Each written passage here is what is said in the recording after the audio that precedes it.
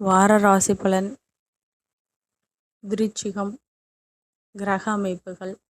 சுகஸ்தானத்தில் ராகுவும் சந்திரனும் புத்திரஸ்தானத்தில், சனியும் சத்ருஸ்தானத்தில், செவ்வாயும் களத்திரஸ்தானத்தில், சூரியனும் அஷ்டமஸ்தானத்தில், சுக்கிரனும் புதனும் பாகிஸ்தானத்தில், குருவும் தொழில் ஸ்தானத்தில், கேதுவும் இருக்கின்றார்கள். சந்திரன் இந்த வாரம் கும்பம், மீனம், மேஷம் மற்றும் ரிஷப ராசியில் சஞ்சாரம் செய்ய இருக்கின்றார். பலன்கள். புதுவிதமான ஆசைகள் மனதில் உருவாகும். இணையம் சார்ந்த துறைகளில் சில நுட்பங்களை அறிந்து கொள்வீர்கள். உயர்கல்வியில் இருந்து வந்த குழப்பங்கள் நீங்கி தெளிவு பிறக்கும்.